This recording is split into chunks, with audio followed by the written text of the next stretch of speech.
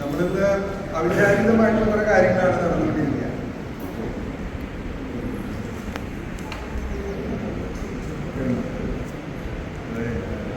ജോൺസേട്ടൻ ഇങ്ങനെ കഴിഞ്ഞ ആഴ്ച പറഞ്ഞു നമുക്കിങ്ങനെ എൻ്റെ 5 വർഷം പൂർത്തിയാക്കാണ് നമ്മുടെ വചനജ്വാലയുടെ ശുശ്രൂഷ. അപ്പോൾ നമ്മളിത് നിങ്ങൾ വചനജ്വാല കേൾക്കുന്നവരും കാണുന്നവരൊക്കെയാണല്ലോ. അപ്പോൾ അതിൻ്റെ പിന്നിൽ എന്തോരം കഷ്ടപ്പാടുണ്ടെന്ന് നമുക്കറിയാം. വളരെ സ്ഥലങ്ങളൊരുക്കി അവിടെ അത് ഷൂട്ട് ചെയ്ത് തനിച്ചതിൻ്റെ എല്ലാ കാര്യങ്ങളും എഡിറ്റ് ചെയ്തിട്ടൊക്കെ അതത് ദിവസങ്ങളിൽ അത് പബ്ലിഷ് ചെയ്തിട്ടുണ്ട്. ഇന്നത്തെ ഇപ്പോൾ ഇന്നൊക്കെ ഏതാ എപ്പിസോഡ്? 1462 എപ്പിസോഡാണ് ഇന്ന് ചെയ്യുന്നത്. അപ്പോൾ ഇതില് ജോൺസൺ ചേട്ടൻ ഒത്തിരി ഇതിനു വേണ്ടി അന്ന് ഒരിക്കലും മെസ്സേജിലൂടെയാണ് വാസ്തവത്തിൽ ജോൺസൺ ചേട്ടൻ ഈ ഒരു ശുശ്രൂഷ ആരംഭിച്ചത്. രാജേട്ടനോട് ഒരു മെസ്സേജ് ഇതിൻ്റെ ആത്മാവ് വെളിപ്പെടുത്തി കൊടുക്കുമായിരുന്നു. ജോൺസൺ ചേട്ടൻ ശുശ്രൂഷ കാണുന്നത് അതിലെന്തോ ടി വിയോ കമ്പ്യൂട്ടറോ അങ്ങനെ എന്തോ അനുബന്ധിച്ചിട്ടുള്ള എന്തൊരു ശുശ്രൂഷയാണെന്ന് പറഞ്ഞു. അങ്ങനെ എന്തോ മീഡിയ പോകാനുള്ള ശുശ്രൂഷയാണെന്ന് പറഞ്ഞു. പക്ഷെ അത് ശുശ്രൂഷ എങ്ങനെയോ ജോൺസൺ അത് തിരിച്ചറിഞ്ഞ എന്താണെന്നറിയില്ല. ജോൺസൺ പിന്നീട് ആരംഭിച്ചത് ഇങ്ങനെ ഒരു ശുശ്രൂഷയാണ്. അത് ഇന്നും തുറന്നുകൊണ്ടിരിക്കുക. എന്തായാലും നിങ്ങൾ നോക്കിയാൽ എല്ലാ ദിവസവും ഓരോ വിശുദ്ധ അനുദിന വിശുദ്ധിനെ കുറിച്ച് ഒരു ഡീറ്റെയിൽഡ് ആയിട്ട് കാര്യങ്ങൾ നമ്മൾ പറഞ്ഞു തരും. അത് കൂടാതെ ഒരു വചനം വായിച്ചു പോകുന്നൊരു ഇതാണ് നമ്മൾ അതിലൂടെ കാണുന്നത്. പക്ഷെ അതൊരു സുവിശേഷ വേദിയാണ്. ഓരോരുത്തരെയും അത്തരത്തിൽ ദൈവം തിരഞ്ഞെടുക്കുമ്പോൾ ഓരോരുത്തരും കൊടുക്കുന്ന ഓരോ ഗിഫ്റ്റുകൾ എന്ന് പറയുന്നത് ഇപ്പോൾ ജോൺസേട്ടന് കൊടുത്ത ഗിഫ്റ്റ് ഇതാണ്. ഇപ്പോൾ നാളെ നമുക്ക് ഇതിനേക്കാളൊക്കെ വലിയ വലിയ കാര്യങ്ങൾ ചെയ്യിക്കാനായിരിക്കും സഭയ്ക്ക് വേണ്ടിയിട്ട് ജോൺസേട്ടനെ ദൈവം എടുത്ത് ഉപയോഗിക്കും.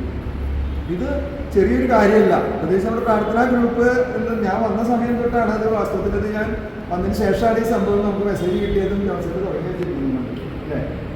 ഞാൻ 2002 വന്നത്. ആ സമയത്താണ് നമുക്കൊരു മെസ്സേജ് കിട്ടി ജോൺസേട്ട് വരാം. അത് ഇന്നും തുടർന്ന് കൊണ്ടുപോകുന്നത്. അപ്പോൾ അത് നമുക്ക് ഒത്തിരി സപ്പോർട്ടുണ്ട്. നമ്മുടെ പ്രാർത്ഥനാ ഗ്രൂപ്പിലൊരു വ്യക്തി ഇങ്ങനെ ശുശ്രൂഷ ചെയ്യുന്നുണ്ട്. മനസ്സിലായോ?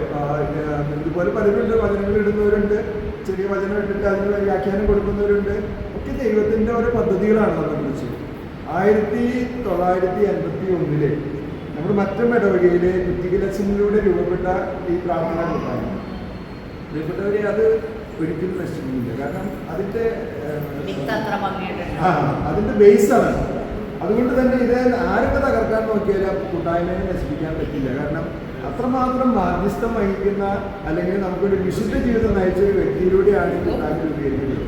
നമ്മൾ ഏതാനും വർഷങ്ങൾ മുന്നേ കുറ്റിക്കിലച്ചൻ്റെ കബറിടത്തിൽ കോട്ടയത്ത് പോയി അവിടെ നമ്മൾ പ്രാർത്ഥിച്ച് കടന്നു വന്നവരെ കുറേ കാര്യങ്ങൾ കുറച്ച് പേരെങ്കിലും നമ്മൾ പോയിട്ടുണ്ട് കുറ്റിക്കിലച്ചൻ. അപ്പോൾ കുറ്റിക്കിലച്ചൻ അച്ഛനോടെ കൊച്ചച്ഛനായിരുന്നു ആ സമയത്ത് തുടങ്ങി വെച്ചതാണ്. അപ്പൊ ഇന്ന് ജോൺസൺ ചേട്ടന്റെ ഈ 5 വർഷം പൂർത്തിയാകുന്ന ശുശ്രൂഷയാണ്. വളരെ മനോഹരമായിട്ട് അത് നടത്തുവാനായിരുന്നു വിചാരിച്ചതിനെ പ്രതീക്ഷിക്കണേ. നമുക്ക് അത്രയും അതിന് ദൈവം നമുക്ക് കൃപ നൽകിയത്. നമ്മൾ മറ്റും ഇടവേന്ന് ഇങ്ങനെ ഒരു വ്യക്തിയിലൂടെ ആ കാര്യങ്ങൾ ദൈവം നടത്തിയതിനെ ഓർത്ത് നമുക്ക് ദൈവത്തെ ഒന്ന് എല്ലാവരും കൂടി ഒന്ന് സ്തുതിച്ച് മഹത്വപ്പെടുത്താം.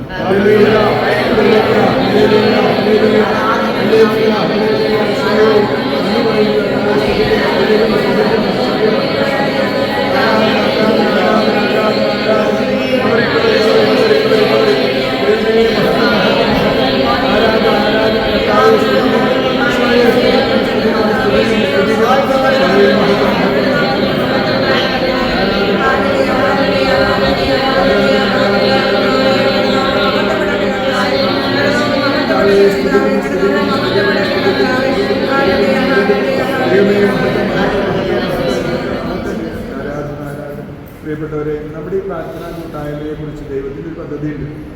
ഞാൻ പറഞ്ഞല്ലോ, നമ്മൾ തുടക്കത്തിൽ പറഞ്ഞില്ലേ, നമ്മൾ ദൈവം ഓരോ ഉത്തരവാദിത്തങ്ങൾ നമ്മളെ ഏൽപ്പിച്ചു തരുന്നില്ല. ആദ്യം തന്നെ നമ്മുടെ ഇടവയ്ക്ക് വേണ്ടി ശക്തമായിട്ട് പ്രാർത്ഥിക്കുന്ന, നമ്മുടെ ഇടവ ഓരോ ആവശ്യങ്ങൾക്ക് വേണ്ടി പ്രാർത്ഥിക്കുന്ന ഒരു ഉത്തരവാദിത്തം ഏൽപ്പിച്ചുകൊണ്ടിരിക്കുന്നത് നമ്മളെയാണ്. നമ്മൾ വികാരിച്ച് നമ്മുടെ ഇടവയിൽ വന്നപ്പോൾ ആദ്യം വിളിച്ചത് നമ്മളെയാണ്. വിളിച്ചിട്ട് ഒരു മീറ്റിംഗ് കൂടിയിട്ട് പറഞ്ഞു, ഞാൻ ആരാധന തുടങ്ങാൻ ആഗ്രഹിക്കുന്നുണ്ട്, നമുക്കത് ചെയ്യണം. അപ്പോൾ അതിനെന്താ വേണ്ട കാര്യങ്ങൾ? ഇപ്പം നമ്മുടെ എല്ലാ വെള്ളിയാഴ്ചകളിലും നമ്മുടെ 3 മണി മുതൽ 9 മണി വരെയുള്ള ആരാധനയ്ക്ക് മെയിനായിട്ട് അതിൻ്റെ നേതൃസ്ഥാനത്തിൽ നിന്നിട്ട് അതിനുവേണ്ടി ശുശ്രൂഷയ്ക്ക് വേണ്ടി എല്ലാ കാര്യങ്ങളും ചെയ്യുന്നത് നമ്മുടെ പ്രാർത്ഥനാ കൂട്ടായ്മയുടെ കൂടെ ഒപ്പം തന്നെ നമ്മുടെ വിശ്വസത്തിലെ കുറച്ച് സഹോദരങ്ങൾ ചെയ്യുന്നു. അപ്പോൾ വലിയ വലിയ ഉത്തരവാദിത്തങ്ങൾ ചെയ്യാനായിട്ട് ഗ്രൂപ്പിനെ ദൈവം ആഗ്രഹിക്കുന്നുണ്ട്. അതിന് നമുക്ക് വേണ്ടത് എന്താണ്? പരിശുദ്ധാത്മാവിൻ്റെ അഭിഷേകം നമുക്ക് വേണം. പരിശുദ്ധാത്മാവിൻ്റെ അഭിഷേകം കൂടാതെ നമുക്ക് ഒന്നും ചെയ്യാൻ ശക്തി നമുക്ക് സാധിക്കില്ല. അതുകൊണ്ട് തന്നെയാണ് ഈ ദിവസങ്ങളിൽ ദൈവത്തിൻ്റെ ആത്മാവ് വെളിപ്പെടുത്തി തരുന്നുണ്ട്. ആത്മാവിന് വേണ്ടി ദഹിക്കാൻ വേണ്ടി, പരിശുദ്ധാത്മാവിൻ്റെ വരദാന ഫലങ്ങളാൽ നിറയാൻ വേണ്ടിയിട്ട് ആഗ്രഹിക്കാൻ വേണ്ടിയിട്ട് നമ്മൾ പ്രത്യേകം പ്രാർത്ഥിക്കാൻ നമ്മളോട് ആഗ്രഹിച്ച് പ്രാർത്ഥിക്കാനായിട്ട് പറയുന്നുണ്ട്. ഈ ഒരു നിമിഷത്തിൽ നമുക്ക് വലിയ ഇതുവരെ എത്തിയില്ല. നമ്മുടെ ഇപ്പോഴത്തെ നടന്നു കഴിക്കാൻ ജോൺസൺ ചേട്ടനുണ്ട്. അപ്പോൾ ജോൺസൺ ചേട്ടന് ഈ ഒരു കാര്യത്തിൽ ജോൺസൺ ചേട്ടൻ്റെ ഈ ഒരു ശുശ്രൂഷനെ കുറിച്ച് രണ്ട് വാക്ക് പറയാനായിട്ട് ഞാൻ പ്രതീക്ഷിക്കുന്നു.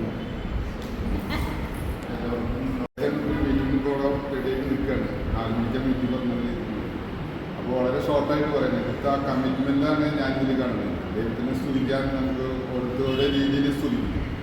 ആ കമ്മിറ്റ്മെൻറ്റ് എല്ലാ ദിവസവും 5:45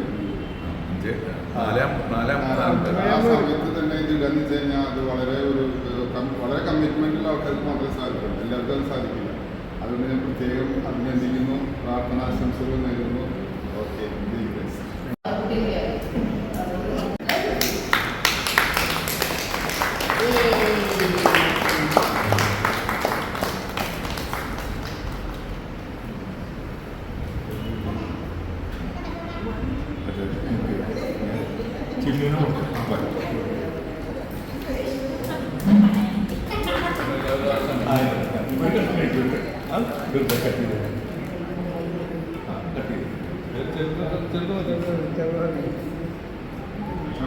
പതുക്കെ മതി.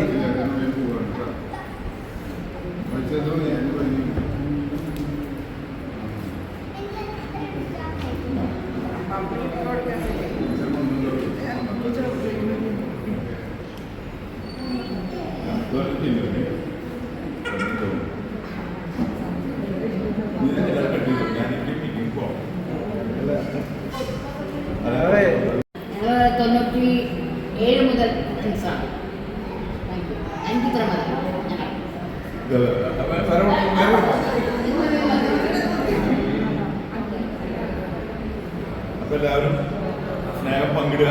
എനിക്ക് മീറ്റിംഗിൽ അറ്റൻഡ് ചെയ്യുന്ന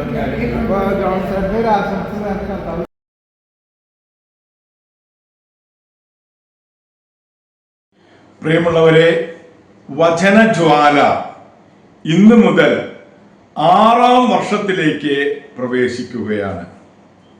നിറഞ്ഞ സന്തോഷത്തോടെ, അതിലേറെ അഭിമാനത്തോടെ വചനജ്വാല ഇന്ന് 1462 ദിനങ്ങൾ പിന്നിടുകയാണ്. ആദ്യമായി ദൈവത്തിന് നന്ദി പറയുന്നു. എല്ലാ മഹത്വവും ദൈവത്തിന് സമർപ്പിക്കുന്നു. ഓരോ പ്രഭാതത്തിലും ദൈവവചനം ശ്രവിച്ചും അനുദിന വിശുദ്ധരുടെ മാധ്യസ്ഥം യാചിച്ച് പ്രാർത്ഥിച്ചുകൊണ്ടും വചനജ്വാല മുന്നോട്ടു പോകുകയാണ്. ഓരോ ദിവസവും വചനജ്വാല കാണുകയും വചനജ്വാലയെ പ്രോത്സാഹിപ്പിക്കുകയും ചെയ്യുന്ന നിങ്ങൾക്ക് ഓരോരുത്തർക്കും ഹൃദയം നിറഞ്ഞ നന്ദി പ്രകാശിക്കുന്നു. പ്രിയമുള്ളവരെ, ഇന്നത്തെ ദിനം ഒരുപാട് പ്രത്യേകതയുള്ള ദിവസമാണ്. വചനജ്വാല 6ാം വർഷത്തിലേക്ക് പ്രവേശിക്കുന്നു. ഇന്ന് ഒരു പുതിയ മാസം, ഒരു ഓണമാസം, സെപ്റ്റംബർ 1-ാം തീയതിയാണ് ഇന്ന്. വിശുദ്ധ ഗ്രന്ഥം ഇന്നു മുതൽ പ്രഭാഷകൻ ആരംഭിക്കുന്നു. പ്രിയമുള്ളവരെ, ഇന്ന് ഒരാഴ്ച ആരംഭിക്കുകയാണ്. ഒരു പുതിയ ദിവസം ഈ പുലർക്കാലത്തിൽ ആരംഭിക്കുന്നു. എല്ലാവർക്കും ഒരു പിടി മംഗളങ്ങൾ നേർന്നുകൊണ്ട് നമ്മൾ ഇന്നത്തെ വചന വായനയിലേക്ക് പ്രവേശിക്കുന്നു. ഇന്ന് പ്രഭാഷകന്റെ പുസ്തകം ആരംഭിക്കുകയാണ്. 1-ാം അധ്യായം 1 മുതൽ 10 വരെയുള്ള തിരുവാക്യങ്ങളാണ് നാം ഇന്ന് ശ്രവിക്കുക. പ്രഭാഷകൻ ആരംഭം. ജെറൂസലേംകാരനായ സീറാക്കിന്റെ മകൻ യേശു തന്റെ ജ്ഞാനത്തിന്റെ ബഹിർപ്രകാശമനുസരിച്ച് ഈ ഗ്രന്ഥത്തിൽ അന്യോപദേശങ്ങളും ജ്ഞാന സമ്പൂർണങ്ങളായ ഉപദേശങ്ങളും എഴുതി. ഹീബ്രു ഭാഷയിൽ എഴുതപ്പെട്ട ഈ ഗ്രന്ഥത്തിന്റെ ഗ്രീക്ക് വിവർത്തനം സീറാക്കിന്റെ പുത്രൻ യേശുവിന്റെ വിജ്ഞാനം എന്ന പേരിലാണ് അറിയപ്പെടുന്നത്. BC 2-ാം നൂറ്റാണ്ടിന്റെ ആരംഭത്തിലാണ് ഈ പ്രഭാഷകൻ രചിച്ചിട്ടുള്ളത്. സുഭാഷിതങ്ങളുമായി വളരെ സാമ്യമുള്ള ഈ ഗ്രന്ഥത്തിൽ ദീർഘകാലത്തെ വിശുദ്ധ ഗ്രന്ഥ ധ്യാനത്തിൽ നിന്ന് ഉരുത്തിരിഞ്ഞ ചിന്തകളാണുള്ളത്. ഇതിന് 4 ഘടനയാണുള്ളത്.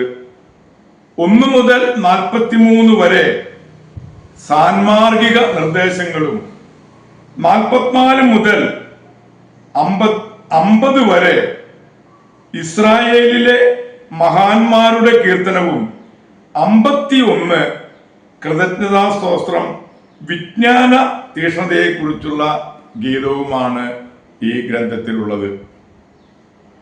അറിവ് സമ്പാദിക്കുന്നതിൽ താല്പര്യമുള്ളവർ ഈ ഗ്രന്ഥം ശ്രദ്ധാപൂർവം പാരായണം ചെയ്ത് നിയമമനുസരിച്ച് ജീവിക്കുന്നതിൽ ഉത്തരോത്തരം അഭിവൃദ്ധി പ്രാപിക്കണം എന്നതാണ് ഗ്രന്ഥകർത്താവിന്റെ ലക്ഷ്യം. നമ്മൾ വചനവായനയിലേക്ക് പ്രവേശിക്കുന്നു. പ്രഭാഷകൻ 1-ാം അധ്യായം 1 മുതൽ 10 വരെയുള്ള തിരുവാക്യങ്ങളാണ് ഇന്ന് നാം ശ്രവിക്കുക. ജ്ഞാനത്തിന്റെ രഹസ്യം. സർവജ്ഞാനവും കർത്താവിൽ നിന്ന് വരുന്നു. അത് എന്നേക്കും അവിടത്തേക്ക് കൂടിയാണ്.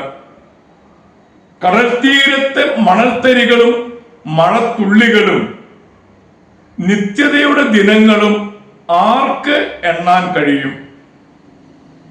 ആകാശത്തിന്റെ ഉയരവും ഭൂമിയുടെ വിസ്തൃതിയും പാതാളത്തിന്റെ ആഴവും നിർണയിക്കാൻ ആർക്ക് സാധിക്കും? ജ്ഞാനമാണ് എല്ലാറ്റിനും മുമ്പ് സൃഷ്ടിക്കപ്പെട്ടത്. വിവേകപൂർണമായ അറിവ് അനാദിയാണ്. ജ്ഞാനത്തിന്റെ വേരുകൾ ആർക്ക് വെളിപ്പെട്ടിരിക്കുന്നു? അവളുടെ സൂക്ഷ്മ മാർഗങ്ങൾ ആരറിയുന്നു? ജ്ഞാനിയായി ഒരുവനേയുള്ളൂ. ഭയം ജനിപ്പിക്കുന്ന അവിടുന്ന് സിംഹാസനത്തിൽ ഉപവിഷ്ടനായിരിക്കുന്നു. കർത്താവാണ് ജ്ഞാനത്തെ സൃഷ്ടിച്ചത്. അവിടുന്ന് അവളെ കാണുകയും തിട്ടപ്പെടുത്തുകയും ചെയ്തു. തന്റെ സൃഷ്ടികളെല്ലാം അവിടുന്ന് അവളെ പകർന്നു. അവിടുന്ന് നൽകിയ അളവിൽ അവൾ എല്ലാവരിലും വസിക്കുന്നു. തന്നെ സ്നേഹിക്കുന്നവർക്ക് അവിടുന്ന് അവളെ സമൃദ്ധമായി നൽകിയിരിക്കുന്നു. ദൈവത്തിന്റെ തിരുവചനമാണ് നാം ശ്രവിച്ചത്. പ്രിയമുള്ളവരെ, ആഗോള കത്തോലിക്ക സഭയിൽ ഇന്ന് 7-ാം ശതാബ്ദത്തിലെ വിശുദ്ധ ജെയിൽസിനെ അനുസ്മരിക്കുന്ന സുദിനം കൂടെയാണെന്ന്. ഇംഗ്ലണ്ടിലും ഫ്രാൻസിലും വളരെയേറെ പ്രശസ്തി നേടിയിട്ടുള്ള ആബർട്ട് ജെയിൽസ് ജനിച്ചത് ഏഥൻസിലെ ഒരു കുലീന കുടുംബത്തിലാണ്. അദ്ദേഹത്തിന്റെ പാണ്ഡിത്യവും പരിശുദ്ധിയും പ്രശംസാ വിഷയമാകുന്നത് കണ്ടപ്പോൾ അദ്ദേഹം സ്വദേശത്ത് നിന്ന് ഫ്രാൻസിലേക്ക് പോയി. ആദ്യം അദ്ദേഹം റോൺ നദീതീരത്തുള്ള ഒരു മരുഭൂമിയിൽ പർണശാല നിർമ്മിച്ച് അവിടെ താമസിച്ചു. പിന്നീട് നീമസു വനത്തിലേക്ക് താമസം മാറ്റി. വന്യപഴങ്ങളും കിഴങ്ങുകളും ജലവുമായിരുന്നു അക്കാലത്ത് അദ്ദേഹത്തിന്റെ ഭക്ഷണം. യഥാർത്ഥത്തിൽ ഒരു മാലാഖയുടെ ജീവിതമായിരുന്നു അദ്ദേഹത്തിൻ്റെത്. ഭൗമിക ചിന്തകൾ കൂടാതെ മിക്കപ്പോഴും പ്രണിധ്വാനത്തിൽ മുഴുകിയിരിക്കുകയായിരുന്നു ആബർട്ട് ജെയിൽസ്. ഒരു മാൻപേടയാണ് ജെയിൽസിന് പാല് കൊടുത്തുകൊണ്ടിരുന്നത്. നായാട്ടിന് വന്ന ഒരു രാജകുമാരൻ ഈ മാൻപേടയെ അനുധാവനം ചെയ്തപ്പോൾ അത് ആബർട്ട് ജെയിൽസിനെ അഭയം തേടി. അങ്ങനെ ജെയിൽസിന്റെ പരിശുദ്ധി പ്രസിദ്ധമായി. ഇദ്ദേഹത്തിന് ധാരാളം ശിഷ്യന്മാർ ഉണ്ടാകാൻ തുടങ്ങി. അജിരേണ ജെയിൽസിന്റെ പർണശാല ഒരു ബെനഡിക്റ്റൻ ആശ്രമത്തിന്റെ പ്രാരംഭമായി തീർന്നു. പ്രിയമുള്ളവരെ, ഏകാന്തതയിൽ ധ്യാനിച്ച് ശീലിക്കുന്നവരാണ് വിശുദ്ധരാകുക. ആകയാൽ വിശുദ്ധരുടെ ഏകാന്തതയിൽ അവരെ നമുക്ക് അനുകരിക്കാൻ ശ്രമിക്കാം. പ്രിയരെ, ഇന്ന് നമ്മൾ ആബർട്ടായിരുന്ന വിശുദ്ധ ജെയിൽസിന്റെ മാധ്യസ്ഥം യാചിച്ച് ഇന്നത്തെ ഈ നല്ല ദിവസത്തിലേക്ക് എല്ലാവരെയും ഞാൻ സ്വാഗതം ചെയ്യുന്നു. എല്ലാവർക്കും നല്ല ഒരു തിങ്കളാഴ്ച ദിവസം ആശംസിക്കുന്നു. ദൈവം നമ്മെ ഓരോരുത്തരെയും സമൃദ്ധമായി അനുഗ്രഹിക്കട്ടെ. വചനജ്വാലയുടെ 6ാം വർഷത്തിലേക്കുള്ള പ്രയാണത്തിൽ തുടരുന്നതിന് നന്ദി. ദൈവം ഒരിക്കൽ കൂടി നിങ്ങളെ അനുഗ്രഹിക്കട്ടെ.